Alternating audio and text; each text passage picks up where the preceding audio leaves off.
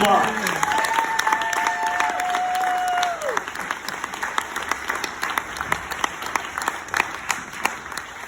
Hi, my name is Kay, and I am directionally challenged.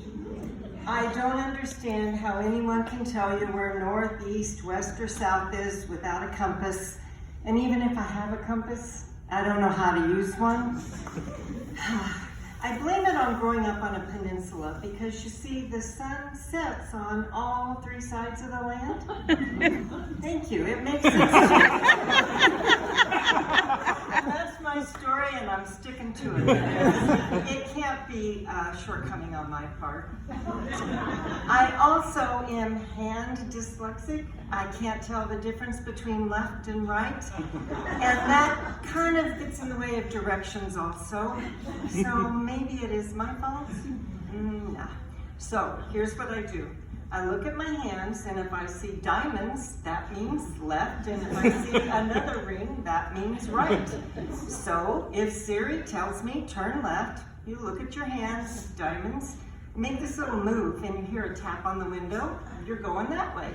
If she says turn right, and there's that other ring, so I do the same thing, there's no tap, but I am going in that direction. For some reason, no one in my family wants to get in the car with me, or go hiking for that matter. My grandkids ask for Lost Grandmommy stories because they know there's always going to be a new one. And they know I don't go anywhere without Siri to guide me. But recently, she's been getting a little annoying. The other day, I asked her for directions home. And she says, which home? And I say, the same one we left 30 minutes ago when you told me how to get to Rayleigh's, bitch. Anyway, there was this time when we lived in Danville, and I woke up and I thought, let's go to the zoo. So I unfold the map and I look at it and I think, I got this. Get in the car, we take off, and somehow we do make it to the city. And then there's this series of gas stations that get me closer and closer to the zoo. And there was one station that I was at more than once, and I accused him of sending me in circles. And that was back, in the day when somebody would come out to the car and they would give you real directions, which was great. Finally, though, I do see the zoo fence. But now I'm getting really anxious. The kids are starving, and I need enough time to revisit all those gas stations if I'm ever going to make it home again. Though I now see the zoo fence, and we head on inside. We do a rapid tour of the zoo, and we take off. Actually, I just drove around the perimeter, made a few animal noises, and the kids were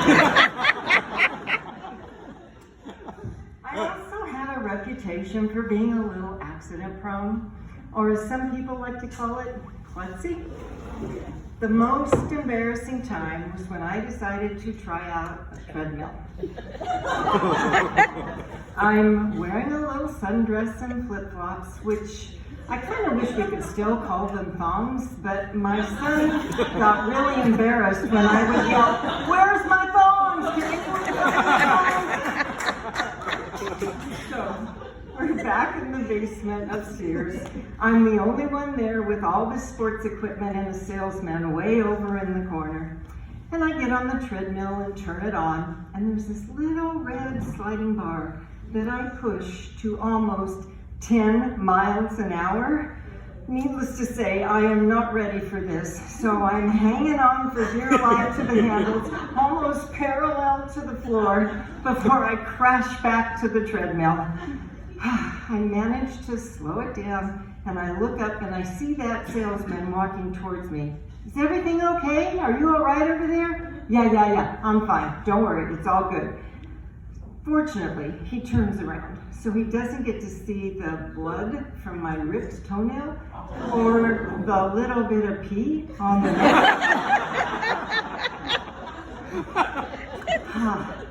Gathering all my dignity, I limp my way back to the car, drive home, and when I get in the house, my husband asks, "How did it go?" And I just said, "We won't be buying a treadmill."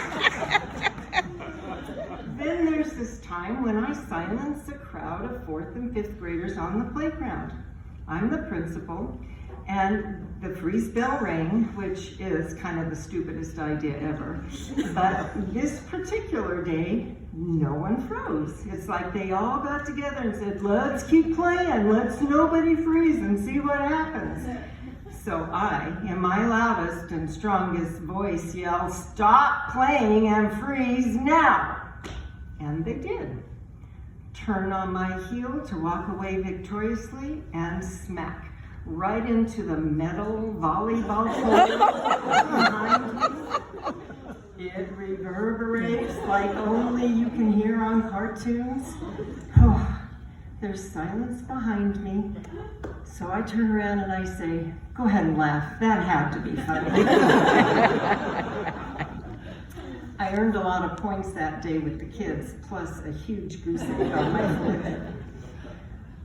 The other night, I'm watching Law and Order, and as we all know, there will be a gruesome discovery or someone will be killed in the first few minutes. I'm looking down at my phone and I hear that dun-dun, so I look up and I see a beautiful young woman and I hear a gunshot, and I'm so shocked I poke my thumbnail right in my eye. No blink to protect me. It really hurt.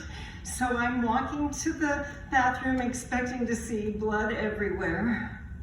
I look and my eyeball is still there.